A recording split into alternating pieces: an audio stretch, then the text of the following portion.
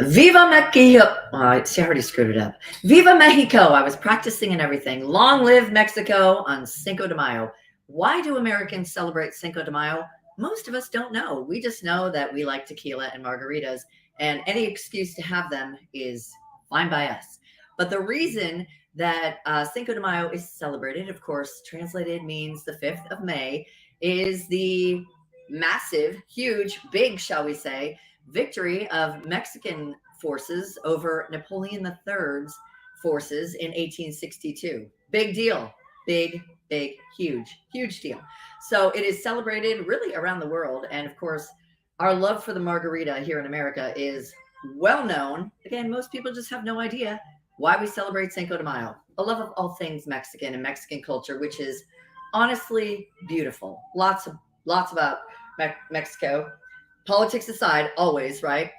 It's beautiful. I mean, this is the most Mexican thing about me, the new handbag with pom-poms, as close as I've ever been to a cheerleader, that I just got in Cabo San Lucas, and my ring, feast your eyes. Allegedly, it is a real pearl, some of one, and real silver, but 925, that's as much as I can figure out.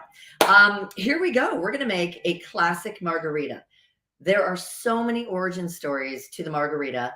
We'll get to a handful of those. I mean, because there really are endless origin stories of how this cocktail came to be, or who created it first and where it first popped up. But first things first, we're going to go over the ingredients of a classic margarita. Now, fresh everything, right? We're going to use a silver Blanco Plata, silver Plato in Espanol. I should remember some of the Spanish I took. And we are going to use any number of 100% agave, blue Weber agave. Tequila is highly regulated in Mexico. I don't know what my problem is speaking today, but it is a highly regulated substance in Mexico, unlike some other things. And to be tequila, it has to be produced in a very specific region, and it is only 100% blue Weber agave, whereas mezcal, for instance, could be any number of blends of different kinds of agave. Okay, class, we got that? So we're going to use, you definitely want that. We're going to use a silver tequila. The difference between like silver and like reposado means rested, or gold. Like gold tequila silver is a very young tequila. Nothing has been aged. Nothing has been added other than, distilled water, purified water, and the piña of the agave plant roasted, and it creates like this syrupy thing. So they have to thin it out a little bit with some water. But we're going to use silver as opposed to gold. If somebody is not much of a tequila fan, maybe you'd use gold, because it's mellowed out with things like caramel and I don't know. Personal preference, what do you do? Lots of great tequilas out there. The finest, of course, being Kirkland's own in the big bottles. Probably use that if you're going to make a big picture of them. One of my favorites, discovered and really only created or launched during the pandemic, Dwayne "The Rock" Johnson, Terramana, excellent, love it. Of course, homage to George Clooney and Cindy Crawford's husband. This is another one that my friends at Innovision gave me. Let's see. It's called Los Arango Tequila Blanco, 100% de agave. If it doesn't say 100% agave, that means it's a mix of things and probably some sugars and nothing that you want. Corlejo has given me tons of little tequilas here. We have the Blanco, the silver. We have Añejo, which is aged anywhere from a couple of years to several years in oak barrels. And then the in-betweener is the reposado, rested anywhere from a couple of months to at least a year. And it just kind of mellows it out, and it will take on the flavors and some of the color of the oak barrels that they rested in. But, if you wanted to splurge and get some añejo, you can always just do the, little airline bottles. They've got tons of those at the liquor store. I love it. Okay, first things first. We're going to make just uno. I've been chilling the glass. We're going to rim the glass. I used to not appreciate or love salt in my cocktails because salt is not supposed to go in the cocktail. Salt is meant to really get you to say wow, or bring out some of the flavors, or the like more savory notes, or the citrus. I mean, it will really make something pop if it's done right and well. And another mistake a lot of people make, I've done it before, guilty. You rim like the whole thing inside and out. Again, you don't want any salt on the inside of your glass. No, no, no. So we're actually just going to rub like a quarter of this lime wedge on the glass. It's been chilling with ice in it. And then we're just going to put it in. I like tahini, personal preference. Tahini is chili, lime, and salt. It'll make it prettier too. See, just a little like that. There you go. And the longer you let that sit, of course, it won't be cold, but it'll stick on there really well. Okay. We're going to use, I think, the Kirkland. You know, it's just me. Nothing fancy. I'm not that high maintenance, although I do identify myself as a margarita snob. I will say that, because I don't love most sour mixes. Let me say that. Because again, they're just filled with sugar and gross. This is the exception to the rule. Agave. You can find this at your grocery store.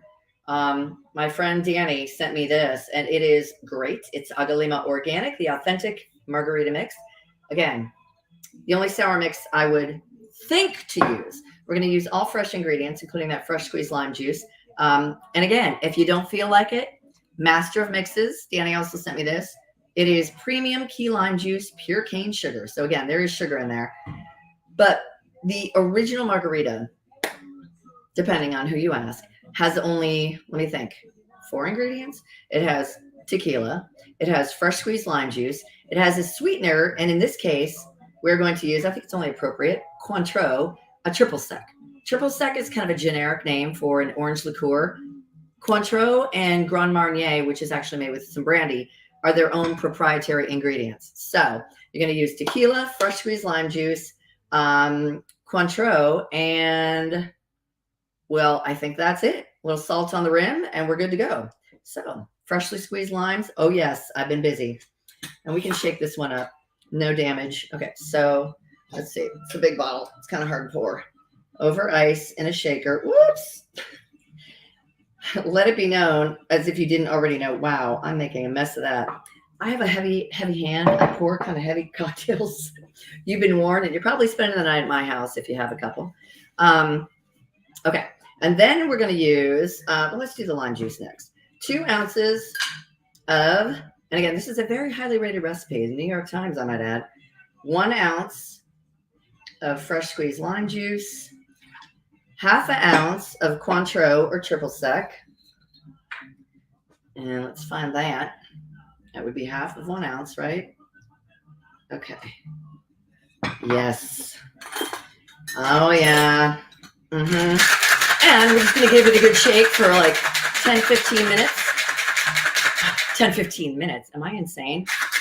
Man, I gave blood yesterday, and I don't know, maybe they sucked out a little bit more than a pint of blood. And this is going to be the first drink I've had in like 2 days, because, hey, if you're giving blood, yay for you. Good for you. Good deed. But you need to be really well hydrated. I've learned that lesson before. Okay. Woo. See, it's cold now. And this is even in an OXO. We're just going to do it straight up, to be honest with you. You know, I don't need any funky, unattractive ice cubes in my marg. I live for margaritas. I love margaritas. I do. It's true. Every last drop. And then, I threw my ugly rag here. Then we're just going to garnish it with a lime wedge if somebody likes to, you know, do that. I will add that, you know, a lot of recipes will say the juice of 1 whole lime, or they'll say 1 ounce of lime juice. Essentially, each lime will give you approximately 1 ounce or 2 tablespoons if you're at home, like going, I don't know, just 1 lime per customer. And then there you have it. 2 ounces of silver tequila, 1 ounce of your freshly squeezed lime juice, and then 1/2 ounce of triple sec. Viva Mexico. Let's see how this tastes.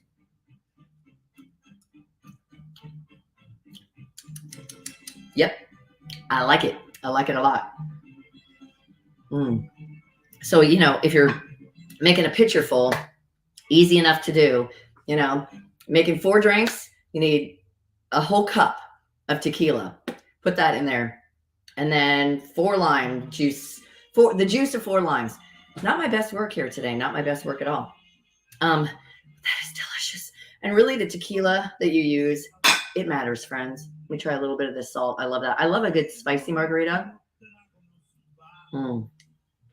Let's see. Tahini, I'm telling you, in your grocery store, yum. Great on just like a cut up mango too. The thing about a margarita that I love, other than the fact that they're real good and they work, is that you can really do a lot with it. Now, I bought this Monin desert pear, like a prickly pear syrup a long time ago. I tasted a little bit. It tastes fine. It's no longer really purple in color. I think because it's been in the sunshine. So I'm a little wary of that, but I'm sure it's fine, right? But that's sugar. And anything you're going to add as a sweetener, you know, versus a Cointreau, maybe you're going to add a little desert pear, make a prickly pear or a pineapple margarita. I've had coconut washed tequila margaritas. So good. So where did the margarita come from? Well, the very first known mention of it was in an Iowa newspaper. An editor took a trip to Tijuana. I don't know if he told his wife or not, in 1936 and wrote about it and talked about this drink that he discovered down there. But I think he called it something else. And again, that was in 1936. He wrote about it, finding something like this. But of course, in Prohibition, people were making cocktails probably south of the border or going across the border, you know, back in the day and in California and or Texas, New Mexico, et cetera. And there was a cocktail, and there is a kind of a line of cocktails, if you will, called a daisy. And daisy flower is margarita in Espanol. And it's essentially the same thing. Orange liqueur, lime, and tequila. I mean, it makes sense, right? Margarita. Let's see, 1937, there was a UK book that came out, a cocktail book called the Café Royal Cocktail Book. It was described exactly the same way, but it was called a picador. 1938, Jose Cuervo says that it was invented for a showgirl named Rita de la Rosa, the margarita. I don't know, could be. And then in 1938, some say it was invented by a restaurateur that was in business between Baja and Tijuana. And then in 1947, became popular in San Diego, in La Jolla, actually, at a restaurant called La Plaza in La Jolla. But that's been debunked. Like 20 years ago, it was debunked. And then in 1948, in Acapulco, somebody wants to give credit to a Dallas socialite who whipped it up for her friends. I think not. But again, there are so many different origin stories, so many bad margaritas out there. Don't let a bad margarita happen to a good friend, especially on Cinco de Mayo. You know, there aren't too many occasions we can celebrate the defeat of Napoleon. I'm just saying. So if you want to make this cocktail, and I highly encourage you to do so, make sure that you are using 100% tequila agave, 100% Blue Weber agave tequila. And a worm in there? No, there would never be a worm. And by the way, that's not really a worm. It's a larva that lives in the agave plant that they leave in mezcal, which is not regulated. So you might find it in mezcal, but never tequila. You're not supposed to. Just make sure you look on the label for 100% Blue Weber agave and you're golden, okay? Whether or not it's actually gold tequila or not, up to you. And depending on how much money you want to spend, you can buy some really expensive sipping tequila. And, you know, that just is a personal thing, I suppose. But guys, enjoy. 2 ounces of tequila, 1 ounce of your freshly squeezed lime juice, or lime juice, but that has sugar in it too, or a margarita mix. A half an ounce to an ounce, again, personal preference, of Cointreau. Shake it up over ice. That was a very awkward hand motion I just made.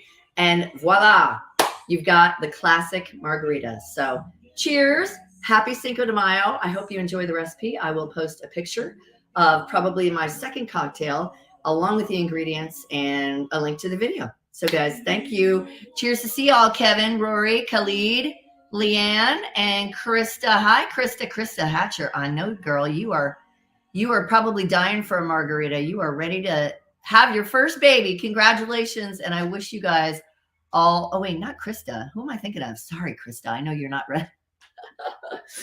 Another girlfriend ready to have a baby in Florida. Krista is nowhere near Florida or having a baby. Not that I know of.